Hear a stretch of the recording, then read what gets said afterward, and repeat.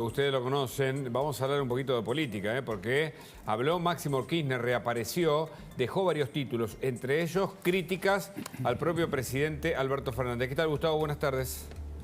Hola Hugo, buenas tardes para vos, para todos allí, para el doctor Sin, un abrazo particular. ¿Qué tal, mi amigo? ¿Cómo estás? Tanto tiempo.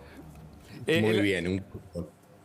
La primera lectura de la reaparición de Máximo Kirchner, Gustavo.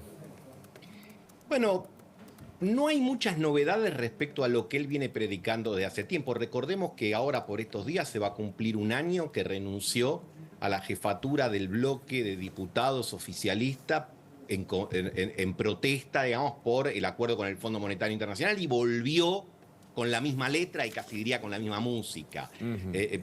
Lo hace también en un contexto donde nuevamente se notan en el oficialismo las internas que uno sabe que no han desaparecido en todo este tiempo, pero a partir de episodios que hasta uno podría decir menores, ¿no? Si no te invitaron a un acto protocolar con un presidente, bueno, se generó todo un cruce de funcionarios y esto, bueno, de alguna manera le agrega estrés a lo que promete en la política, ser un año estresante en virtud de que hay elecciones presidenciales y con ello se despliegan todas las ideas, las ambiciones y las diferencias. Más allá de las características personales, porque me tomé el trabajo de leer toda la nota, larguísima, larguísima, ya de otra época también la nota, una entrevista, bueno, demasiado extensa, pero más allá de lo que él significa en términos del kirchnerismo, ¿no son todas ideas antiguas? 46 años y critica Internet, Máximo Kirchner, critica Internet. Habla de la injusticia del capitalismo. Dice que vivimos en el peor momento de la Argentina, el 2001, cuando ellos son gobierno. Digamos, tiene una serie de elementos que me parece que están en blanco y negro. ¿Cuál es tu mirada como politólogo? Mira, Hugo, yo creo que a veces cuando el presente y el futuro te generan incertidumbres o imposibilidades de manifestar alguna propuesta, el pasado es un refugio atractivo. Está bien eso. Digamos, pensemos que, vuelvo al tema, perdón que sea reiterativo, que hace un año él renunció en protesta con el acuerdo, pero el acuerdo se firmó igual. Y de hecho se dio una cuestión curiosa, que si a lo mejor uno le tuviese que explicar a un noruego, un finlandés, sería difícil. Es decir, el acuerdo se firmó, el ministro que lo diseñó fue duramente criticado y luego fue reemplazado por otro ministro que lleva adelante ese acuerdo, que se jacta de sobrecumplirlo y que es apoyado por la vicepresidenta y por el espacio que representa Máximo Kirchner. Es un tema que no es fácil de asimilar, salvo que, bueno, para los argentinos es moneda corriente. Ahora, le habla a su propia tropa, como se suele decir, al kirchnerismo más duro, de estos comentarios políticos, y eso tiene algún resultado, porque muchos dicen que es el peor momento del kirchnerismo de estos 20 años, con 16 años de gobierno K. Con un Alberto muy erosionado, con mala imagen positiva, con mala imagen, digamos, con alta imagen negativa en vez de tener imagen positiva. Cristina Fernández hace lo propio en ese sentido. ¿De qué estamos hablando cuando pensamos en la declaración de Máximo? Vos tenés razón cuando señalás que le habla al núcleo duro.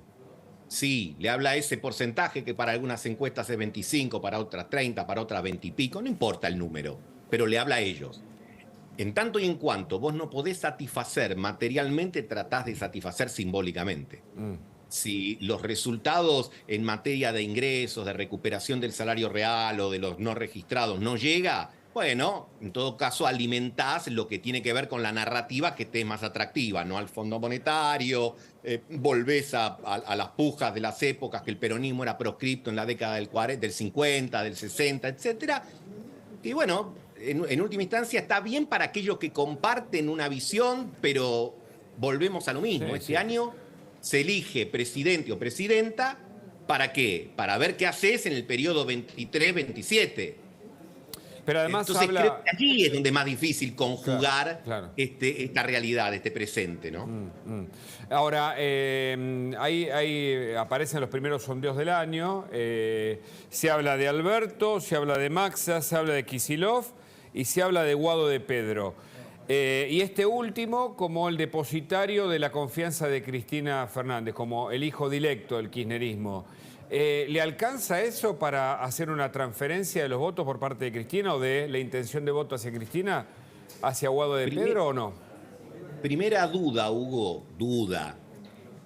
Desde que rige la ley de paso, que recordemos que fue una iniciativa de Néstor Kirchner, para el nivel presidencial, el entonces Frente para la Victoria o el hoy Frente de Todos nunca tuvo una primaria competitiva. Sí, fue a la PASO, pero con una sola fórmula. La pregunta es, ¿primará la inercia lo que se dio en el 2015, en el 2011, 2015, 2019, o esta vez habrá más de una fórmula?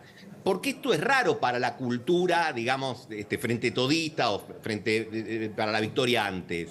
El hecho de que no haya una conducción que elija o que bendiga, ¿no? Se dice, bueno, va a haber paso, pero ¿habrá paso competitiva o habrá fórmula de unidad y pongo la unidad entre comillas? Bueno, si hay fórmulas varias, sería una novedad que habrá que ver qué efectos tiene. Y para no escapar a lo que vos preguntabas en segundo término, te diría que lo de la transferencia de votos, bueno, puede ser, pero transferís en todo caso el núcleo duro. Claro. Más tarde o más temprano, el resto del mundo sigue existiendo. Vos tenés que darle un mensaje, la famosa convergencia al centro, llamarla a la moderación, a lo que quieras. Entonces, la pregunta es, ¿con qué vas a ir? ¿Con el mensaje de que el acuerdo con el fondo está mal? ¿O con el propósito de que hay que seguir cumpliendo lo firmado y en todo caso avanzar en lo que se ha avanzado algo, al menos en los últimos meses, que es la reducción del déficit, la reducción de los subsidios, la tasa de interés positiva, etcétera? Y por último, agradeciéndote el contacto, la división en el Frente de Todos, ¿no? Porque allí aparece, es increíble, ¿no? Dicen, aparece Máximo, que es el hijo directo, pero hay hijos políticos que tiene Cristina Fernández.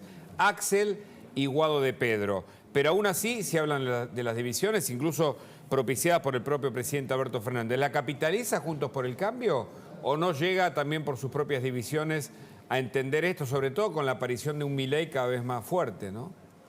Bueno, falta tiempo. Entonces, a ver, pensemos que para que tenga que presentar cada coalición o cada fuerza política su papelito con los nombres y apellidos, quedan 6 meses casi. Así que sabés las notas que vas a hacer, Hugo, sobre estos temas, y las idas, las vueltas, las peleas, las reconciliaciones, las versiones, los soft, los on que vas a tener para hacer dulce. Trabajo no le va a faltar. Entonces, creo que en la oposición también hay distintas incertidumbres. Sabemos que hay dos protagonistas, Patricia Bullrich, que quiere empujar por la presidencia, pero claro, no sabemos qué quiere hacer el expresidente Mauricio Macri. Quiere ser candidato, quiere bendecir, será presidente, cosa que dudo. Presidente no está manejándose como alguien que diga, bueno, ustedes arreglen y yo después veo. No, está jugando, como se dice en términos políticos. Entonces habrá que ver ahí. Y después, el fenómeno Milei se mantendrá a medida que se acerque la elección, ese 15, 17% que le dan las distintas encuestas. 5 meses en la Argentina, sabemos que lo tenés que elevar por lo menos a la tercera potencia. Y te vamos a seguir consultando, Gustavo, porque vamos a necesitar de tu análisis y de muchos otros para entender, para tratar de descifrar esta política que nos tiene, como yo decía al principio, como una serie, ¿viste? De estas on demand que funcionan muy bien ahora. Gracias, un abrazo. Otro para ustedes. Hasta la próxima. Nos vamos a Agustín Amaya. Termina enero, termina